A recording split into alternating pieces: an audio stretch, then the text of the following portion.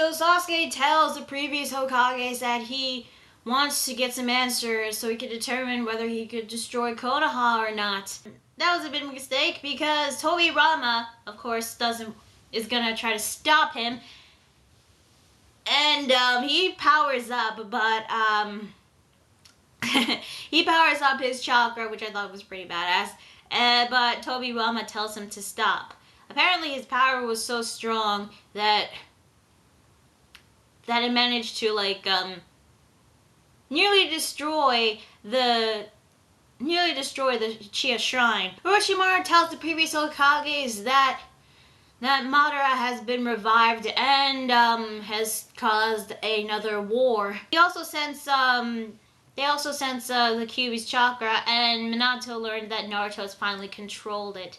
Of course, they want to head to the battlefield, but Orochimaru is like, no, talk to Sasuke first, then we'll go later. However, according to Tobirama, since they have their personalities, that means they could probably move whenever they want. And, since this is Tobirama's jutsu, he tries to leave, but he couldn't because the Edo Tensei has been powered by Hashirama Senju cells.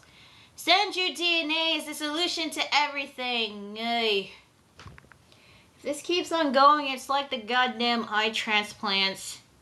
I don't want that. It's always the fucking Senju DNA. Ugh. However, according to Orochimaru, Hashirama seems to be the only one who can move on his own free will. So, possible rematch between Madara and Hashirama, maybe? We'll just have to wait and see. So after all of that, Hashirama finally decides to tell Sasuke what he knows. And then he starts with the battle between him and Madara at the Valley of the End. And we get the brief flashback of them fighting. And the chapter basically ends on that flashback. Well, boy, a lot of talking on this chapter, but at least we're finally starting to see the battle between Madara and Hashirama at the Valley of the End. From what we've seen in the flashback, Hashirama's Makoton Jutsu, his wood element jutsu, was actually pretty cool. He summons this giant wood purse in it to not only grab Kurama's Bijudama and tries to attack it at Madara and Kurama, but Madara uses the Susanoo to block it. So I'm actually looking forward to seeing the fight, which I'm really glad we're starting with the flashback. I thought that was pretty cool. Although I wish they didn't have to talk so much to get to the flashback. I wish they got right into it right after Sasuke asked him about the legacy of the village. But then we had 3 other Kages and Orochimaru to deal with. So yeah. But since this is going to be flashback, I'm guessing this is going to take a long time. 5 chapters, maybe 6. All I know is that I actually hope that the previous Hokages go to the battlefield and fight in this war, because that would be pretty awesome. And I wonder how Madara would react to seeing Hashirama again. So, and what I don't understand is how come Hashirama of all people is the only person who is able to move on his own free will, even though he is an Edo Tensei?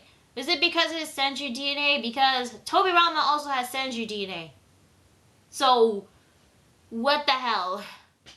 But all in all, I thought the chapter was okay. The flashback is gonna be really long. So, the chapter is basically an entire flashback chapter.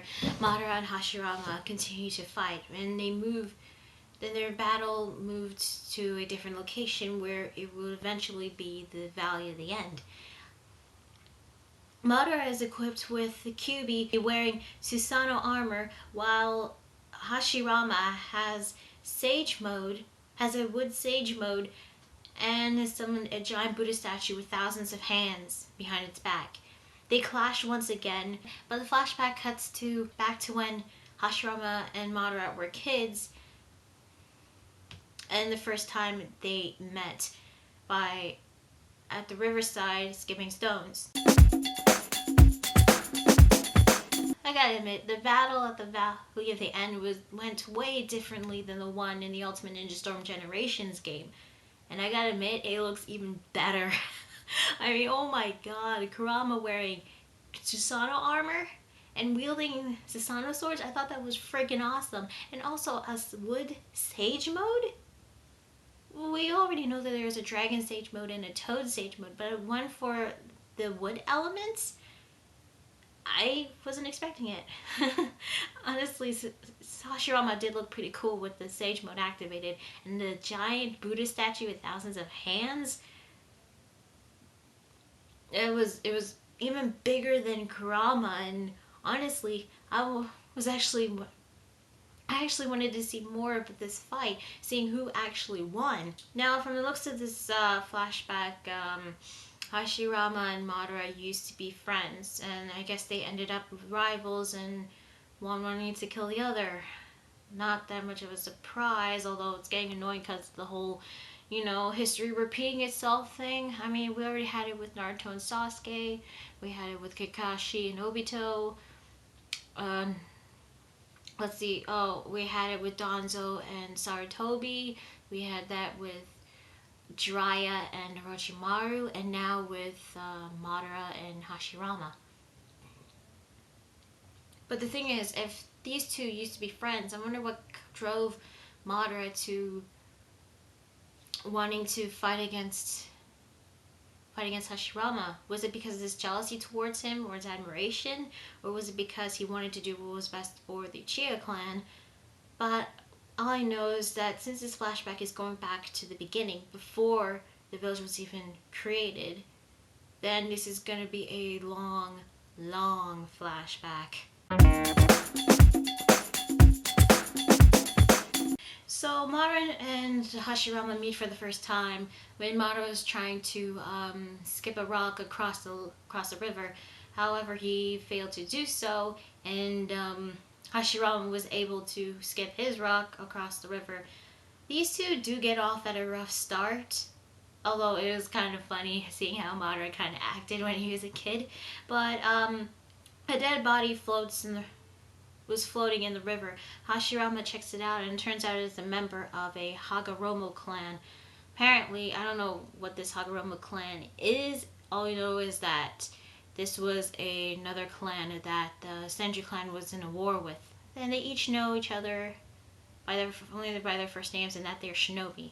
They didn't tell them that they were Senju or Uchiha. However, back with the Senju clan, turns out that Hashirama had two other brothers, one named Kawarama, who was apparently 7 years old and died. Hashirama had another brother named Itama.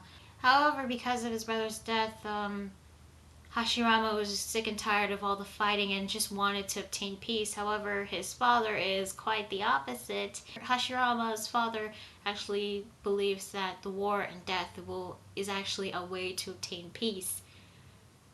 Yeah, Pain thought that too, and look what happened to him. Both Hashirama and her father are in a disagreement of a way of obtaining peace and what it truly means to be a shinobi.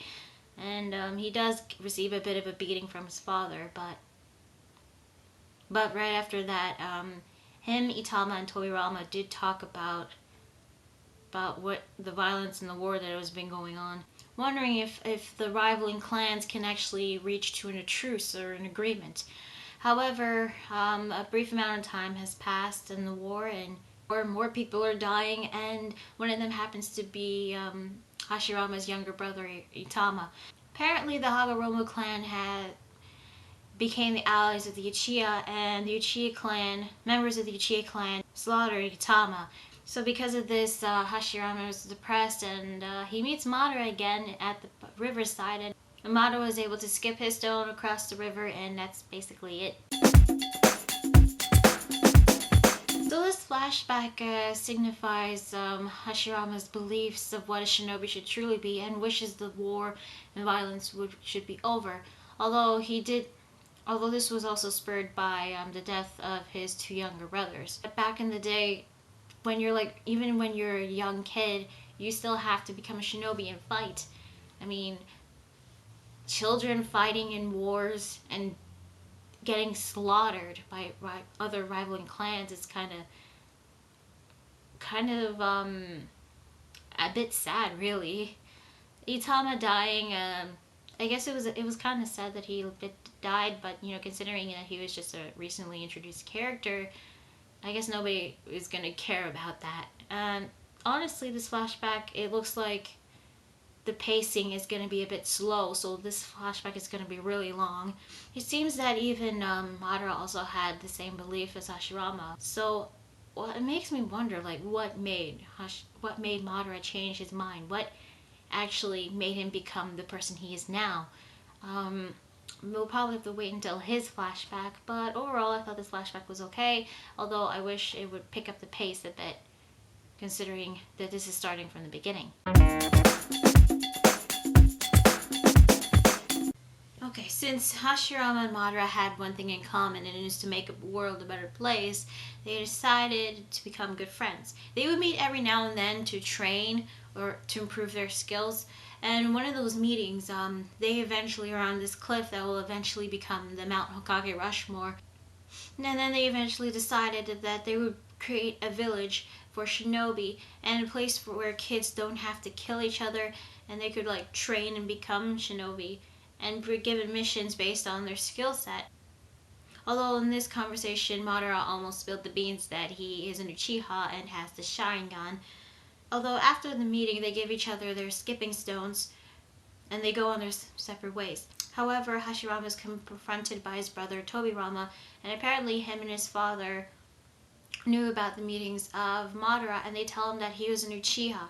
And in order for Hashirama to become not branded as a traitor, he's ordered by his father to gather intel of the Uchihas and keep meeting with Madara and learn anything about them.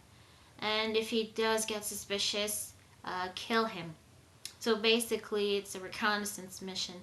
So on the next day, Hashirama and Madara meet, and they give each other their skipping stones.